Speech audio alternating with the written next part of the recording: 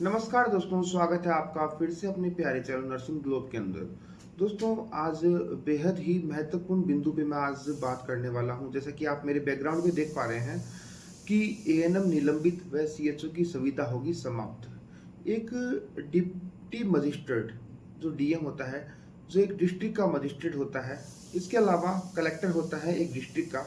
तो अंबेडकर नगर यूपी से यूपी हमेशा कहीं ना कहीं सुर्खियों में रहता है और सीएचओ के मुद्दे में बहुत ज़्यादा। तो जो ये न्यूज़ निकल के आ रही है वो अंबेडकर नगर यूपी से ही निकल के आ रही है। और एक डीएम डिस्ट्रिक्ट मजिस्ट्रेट जो होता है उसने एक आदेश दिए हैं। आदेश के अंदर एएनएम को निलंबित कर दिया और सीएचओ की संविदा को ही समाप्त कर दिया। दोस्तों, कहीं ना कहीं कितनी बेहद निराशजनक ये न्यूज़ है, क्योंकि इतने आंदोलन सीएचओ ने किए यूपी के अंदर। बहुत बड़ा आंदोलन हाल ही के अंदर समाप्त हुआ है, अभी बहुत कम समय हुआ है, और अपनी मांगों को सरकार तक सीएचओ ने पहुंचाया। और कितनी दिक्कतें सीएचओ एक सेंटर पे कर रहा है, और उसके बावजूद ये लोग सीएचओ को की संविदा को समाप्त करने पे तुले हुए हैं। दिक्कत क्या है?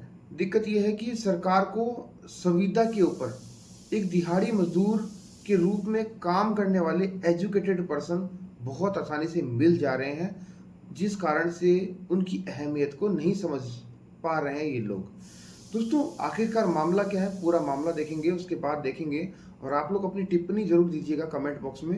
अगर आप लोग मेरे टेलीग्राम व्हाट्सएप ग्रुप में नहीं जुड़े हैं तो आप लोग जरूर जुड़ जाइए। आप लोगों की कोई भी प्रॉब्लम है, पर्सनल कोई भी प्रॉब्लम हो, जॉब से रिगार्डिंग, या फिर आपको किसी भी वैकेंसी से रिलेटेड कोई भी जानकारी चाहिए, तो आप लोग मेरे डिस्क्रिप्शन बॉक्स में टेलीग्राम, व्हाट्सएप, इंस्टाग्राम, जो भी जितनी भी आईडीज हैं सबको आप फॉलो कर सकते हैं। वहां से आप लोग मेरे से डायरेक्टली जुड़ भी सकते हैं। स्वास्थ्य विभाग की एक समीक्षा बैठक है, उसमें सभी लोग, जितने भी कर्मचारी हैं, अधिकारी हैं, सभी लोग शामिल हुए। और अम्बेडकर नगर से खबर आई है कि स्वास्थ्य समिति की बैठक में कटहेरी के खेमापुर गांव में 2 बच्चियों की डेथ हो गई। वो कारण था बुखार। बुखार के कारण डेथ हो गई। और इसके अलावा अन्य लोगों की पीड़ित होने से स्वास्थ्य विभाग के अधिकारी व कर्मचारी तक अनभिज्ञ रहे। तो जिलाधिकारी हैं जो वहाँ के हैं, अविनाश सिंह, वो गांव में बुखार से बच्चियों की जो मौत हुई है उस पर कार्रवाई उन्होंने की है। और कार्रवाई किस पे की है? एएनएम को निलंबित कर दिया और सीएचओ की संविदा समाप्त करने का निर्देश दे दिया। ठीक है, डीएम साहब हैं और आईएएस ऑफिसर हैं, उनको निर्देश देना होता है, लेकिन उनको ये नहीं पता है कि एएनएम का परिवार और सीएचओ का परिवार क्या करेगा। उनको ये नहीं पता है कि उन्होंने चिकित्सा अधिकारी से ये रिपोर्ट ली क्या कि वहाँ पे थर्मामीटर है बुखार चेक करने का कि नहीं, एक पैरासीटामोल वहाँ पे है कि नहीं, बच्ची की मौत हुई है तो अजिथ्रोमाइसिन सिरप है कि नहीं। उनको इस चीज़ से कोई मतलब नहीं है, लेकिन उन्होंने निलंबित और बर्खास्त कर दिया, क्योंकि उन्हें भी अपनी नौकरी बचानी थी उन राजनेताओं से, और उन्हें सुर्खियां नहीं बटोरनी थी न्यूज़पेपर में। उन्हें अपनी वाहवाही लेनी थी समस्त नेताओं के बीच, अधिकारियों के बीच, कि मैंने ये काम किया है। तो दोस्तों, खबर बहुत बड़ी है। एक एसडब्ल्यूसी, एक आयुष्मान आरोग्य मंदिर, जो कि बहुत बड़ी योजना है नरेंद्र मोदी बीजेपी सरकार के द्वारा। क्या आपने कभी संज्ञान लिया कि इंसेंटिव जो मिलता है सीएचओ को, उसके बदले में कितनी बड़ी भ्रष्टाचार की राशि ली जाती है? कभी आपने इस मसले पे कभी भी संज्ञान लिया? क्या आपने किसी भी डॉक्टर या फिर किसी भी बड़े अधिकारी को इस पे सस्पेंड किया?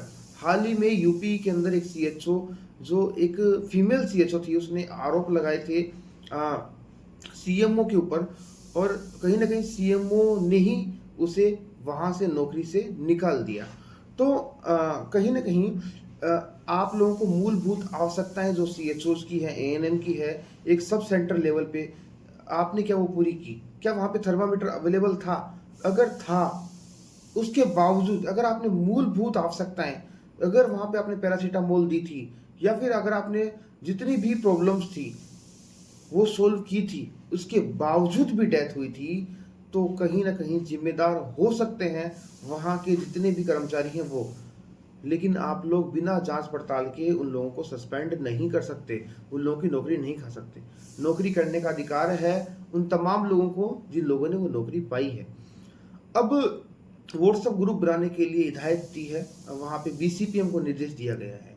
बीसीपीएम, किसी पोस्ट के बारे में गलत नहीं बोलूँगा मैं, लेकिन कौन कितना बड़ा भ्रष्टाचारी है, इस चीज़ का खुलासा वहाँ के तमाम सीएचओस कर सकते हैं, अगर आप लोग वहाँ पे गहनता से जांच करें तो जिलाधिकारी 30 सितंबर को जिलाधिकारी हैं, वो फिर जो भी जितनी भी गतिविधियां हैं उसके ऊपर मीटिंग करने के लिए विचार कर रहे हैं, और जो भी और भी दोषी मिलेंगे उन पर कार्रवाई भी वो लोग करेंगे।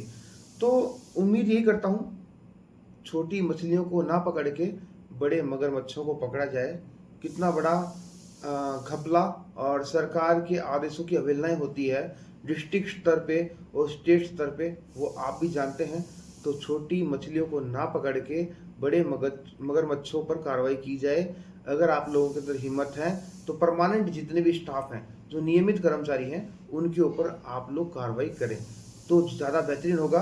और कार्रवाई करने की नौबत ना आए, उससे बेहतरीन यह है कि आप लोग HWC AAM आयुष्मान आरोग्य मंदिर या फिर सब सेंटर पे सुविधा मुहैया करवाइए, क्योंकि एक फीमेल सीएचओ, क्या उसके लिए वहाँ पे बाथरूम की व्यवस्था है, क्या वहाँ पे पीने की पानी की व्यवस्था है, क्या उनके लिए तमाम सिक्योरिटी, क्योंकि काफ़ी लोगों ने, अभी बहुत सारी खबरें आई है सीएचओस की कि उन लोगों ने सुसाइड कर लिया या फिर उनको जान से मारने की धमकी दी गई, उनके हस्बैंड के साथ में मारपीट की गई। क्या उनको कोई सिक्योरिटी आपने मुहैया करवाई है? अगर सीएचओ के कोई भी कहीं भी कार्यरत है, वहाँ पे कोई भी डेथ हो जाती है तो आप तुरंत उस पर कार्रवाई कर देते हैं। तो कहीं ना कहीं आप लोग को जो भी सुविधाएं हैं वो मुहैया करवाइए, और उनका जो मिनिमम वेतन है वो उनको प्रोवाइड करवाइए। उसके बाद उनसे उम्मीद कीजिए कि वो भी अपने एफर्ट्स लगाएंगे।